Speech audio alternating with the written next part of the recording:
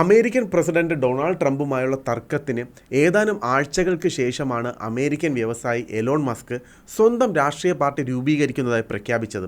വെള്ളിയാഴ്ച ട്രംപ് കൊണ്ടുവന്ന നിയമമായ big beautiful ബില്ലാണ് ഇരുവരെയും ശത്രുക്കളാക്കിയത്.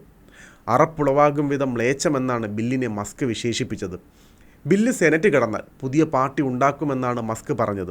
ബില്ല് നിയമമായതോടെ പുതിയ പാർട്ടിയുടെ പ്രഖ്യാപനം മസ്ക് നടത്തി.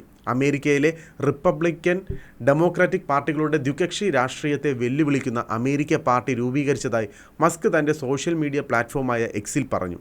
എന്നാൽ എലോൺ മസ്കിന് പണത്തിന് ഒരു കുറവുമില്ല. പക്ഷേ ഒരു പുതിയ പാർട്ടി രൂപീകരിച്ച് തെരഞ്ഞെടുപ്പിൽ മത്സരിക്കുന്നത് അദ്ദേഹത്തിന് എളുപ്പമായിരിക്കില്ല. രണ്ട് പ്രധാന പാർട്ടികളും, അതായത് റിപ്പബ്ലിക്കൻ, ഡെമോക്രാറ്റിക്, തൃപ്തരല്ലാത്ത 80% വോട്ടർമാരുടെയും ശബ്ദമായാണ് അമേരിക്ക പാർട്ടിയെ എലോൺ മസ്ക് വിശേഷിപ്പിക്കുന്നത്.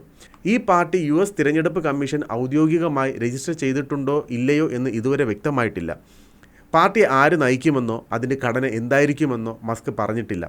ഡൊണാൾഡ് ട്രംപുമായി തർക്കമുണ്ടായപ്പോഴാണ് മസ്ക് പുതിയ പാർട്ടിയുടെ വിഷയം ആദ്യം ഉന്നയിച്ചത്.